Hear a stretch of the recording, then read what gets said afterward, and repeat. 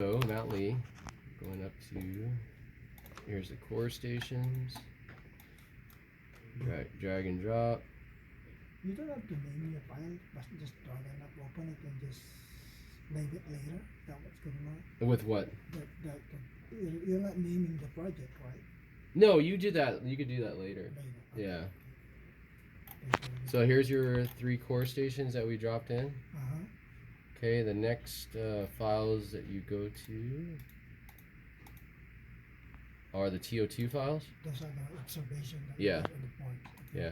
So you see how here's the GPS unit, the day 220, and then the observation number 3, and then I underscored and I did these HC2.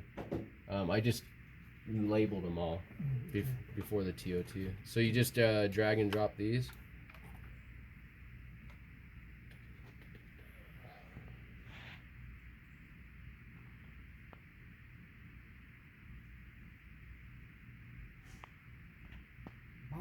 Oh, that's the one that you did. Topos. Yeah. So the first thing I do is I just go and check these marks here.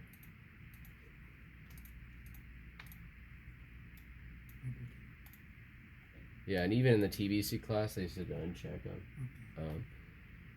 So. Report antenna. Doesn't matter. No, so here's your antenna. Like you go look at it. These are the observations we did, so I know they're fine. But like I said, you could look at the receiver also.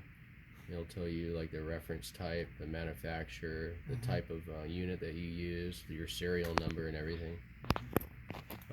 So if you go back to point here, over here it asks you what points you want to import. Yeah, so what it does is it automatically deselects and selects files. It deselects or will unselect files that it feels has a problem. So if there's like something in that file, some kind of error or whatever, then it won't even import it. Okay, so if I go over here and I say okay, so these are all the different observations. It's gonna dump in there. Takes a second.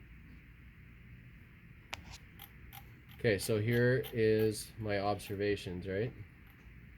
Now, like we did before, processing. Yeah, I just take them out because what it does is what it's doing is it has baselines between the points, and so it has. If you leave these baselines up, it actually has influence between the points.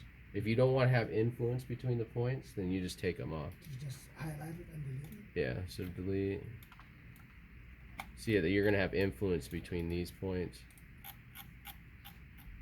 There's different ways to, like I've learned, there's different ways to process also. This is just the way. Because you've been using it. Yeah. So might as well just do that. Check. Yeah, and you don't see much of a difference between if you leave these up and if you take them off. Just a little bit of influence between the points. Okay, so next thing you want to do is you go down to, and this is the SOPAC files that you get off. Like I showed you on here, you can either get it off TBC or you go to the SOPAC website. So just like the extension 19. Check the 19.0. And what these are is, as you see, like it's the core station, VDCY, and the GPS day, 220. Core station, GPS day, 219. So what it's doing is when you go to SOPAC, it's the range of days that you observed is the files that you want to select. What's the D? Where's that? 19D. No, 19.0. 19D all the way at the end. The bottom. Oh, yeah, it's a D. I don't know. But 19, maybe it's just another. Yeah, I don't know what that is, but you just want to do 19.0. Okay. Oh, you know what that is? Okay, so when you take a, no, that's not it. Anyways, just go with 19.0. Okay. Drag and drop. That's the same core station that you have. Yeah. Already dropped. Okay. What I think that 19D file is when you convert it to Rhinex, it converts a bunch of other files, and I forgot to delete it. So uncheck it again. Yeah. So you go to send to RxPP and you uncheck again. Keep it at NGS absolute. These are the cores that it's going to reference and the files. Just press OK. Now you'll see a connection of baselines or vector lines between the core stations and your points. Boom. Okay.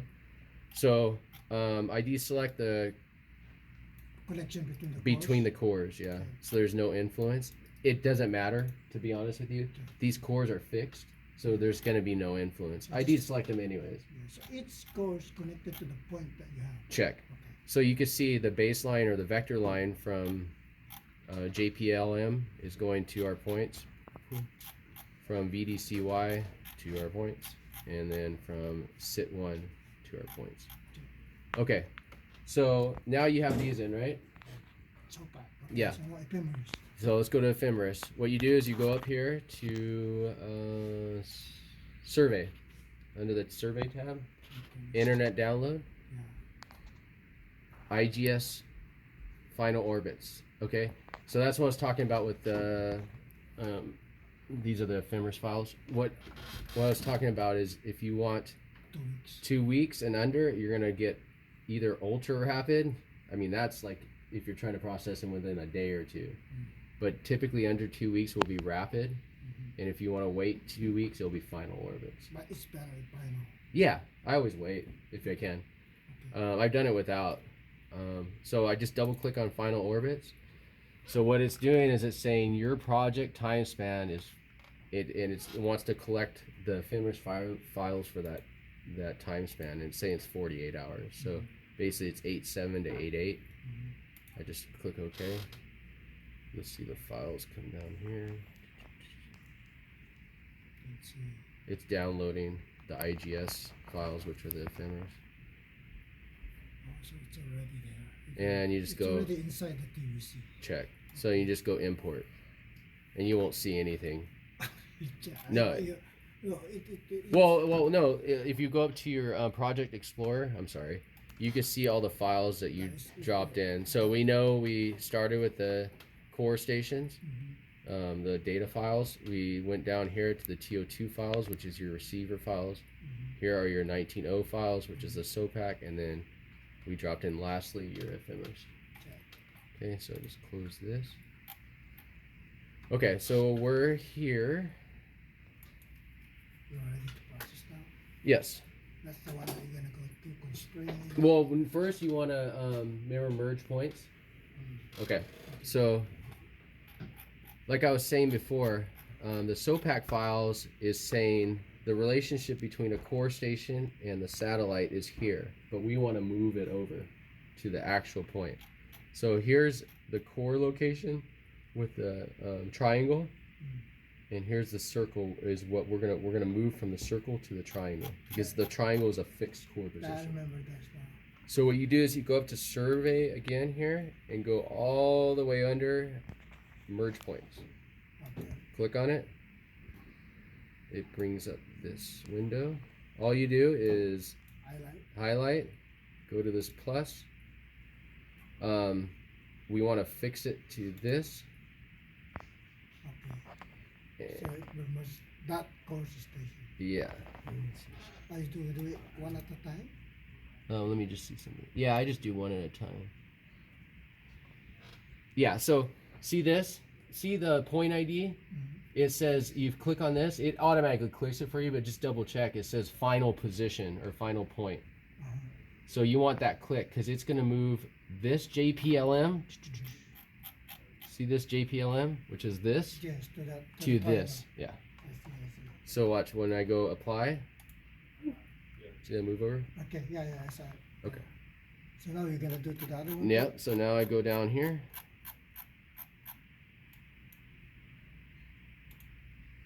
Okay. And you go include. Apply. Boom. Moved it. Okay. Do you know why these? I have to move them. I don't remember. Okay. I figured this out. Why? I was watching a video. See how we didn't have to move VDCY? Because when we dropped it in as a core station, it was labeled as VDCY. So it associates it. If you label the core station data sheet as the same as JPLM, then it will automatically associate it with that when you drop it in. You don't even have to merge it. It's just like the combination of the 2 points. If they're close enough to each other, they assume that it's the same point. Same thing with the core stations. If you just label it JPLM without this extra stuff, it'll just do it. Yeah. Like what we did. We didn't do in the VDCY. VDCY. Check. Okay, cool. So close. Okay. Okay. So now we're ready. Cool. We merged our points to our core stations. We got all our files in here. So now what we do is we go up to survey, and we go to process baselines. And let us do this thing. Oh, that's the one. Oh, wow. So here it'll give you your horizontal and vertical precision, your RMS, and it also, to me, as long as it doesn't flag something, I'm gonna use it. If it's flag. It'll flag it if it's off. Like if your PDOP's high or there's an error, it'll flag it. Obviously, we don't see any flags in here, but over here on save, it'll actually, it'll say float, whatever the error is, and it'll actually uncheck it for you. It won't even. Oh, so you don't have to worry about. No. Okay. So you just run through these, and if you think your observations look good, no flags or anything, you just go save. So now these blue lines have been processed. Okay. Now what you do is you go up to survey, adjust network. So now you process your baselines. Now we're going to adjust the network. Okay. So the cores that we want to fix horizontally, we're going to fix all 3 of them. So you go here, 2D, 2D, 2D, and then VDCY is the one with the orthometric height. Can you check? You could check it or you don't have to check. I always check it because it gives you orthometric elevation. Okay. And then if you run a level to it, you could check it. Yeah.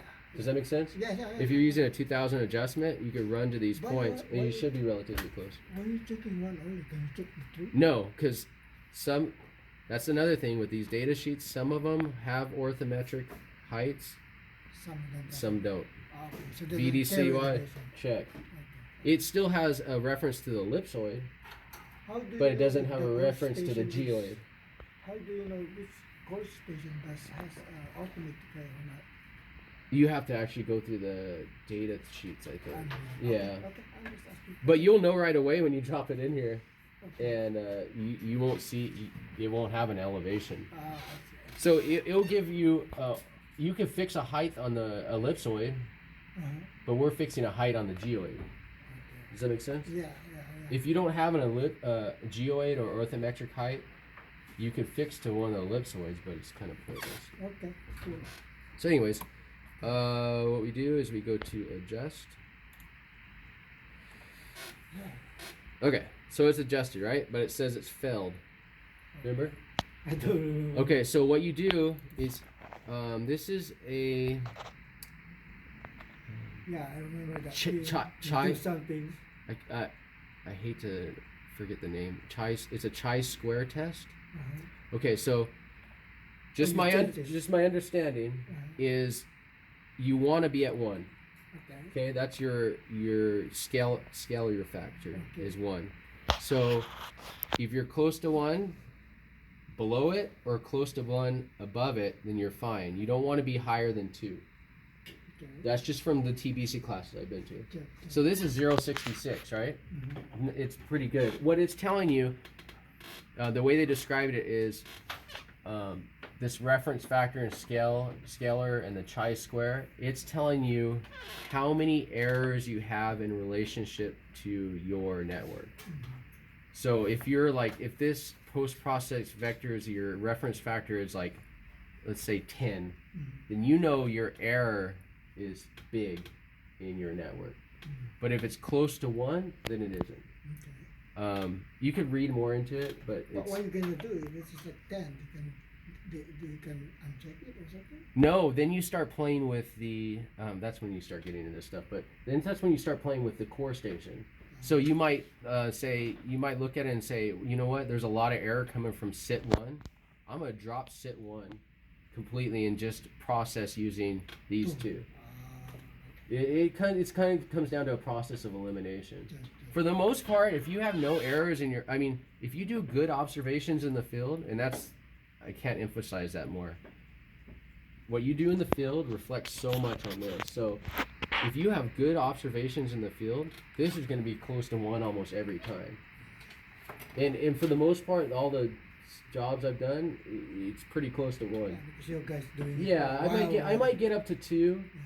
Or close to 2, but for the most part, it's pretty If close. it gets to 2, do you take it up too, right? Yeah, I start to play with the core stations and stuff. Okay, cool. And it might be an error in only a couple observations. So you might know a couple observations that you or suspect that are bad. It might be the error in just those couple observations that's affecting the network. Does that make sense? Okay. Yeah, I see. Okay, so what I do is you just click on this, okay, and you just go adjust again. And Until, it'll say passed. okay. Okay, so now it's passed, right? Okay. So that's when you go up to your network adjustment report, and you can kind of take a look That's at the your stuff. final one? I was gonna tell you, the reason it didn't come up on your sheet is because I didn't print it that way. Okay. I selected from here down. If you go up to it'll tell you your coordinate system, your datum. That's what I'm looking. Yeah. And you, like I said, you could name your file here, whatever, harbors, whatever the project you're working on. Okay. But it does come up on this. Would you mind printing it? No. So how you print it? You highlight it? I just highlight down to where I want to go. I don't usually go see all this information. You It's don't just need it, delay.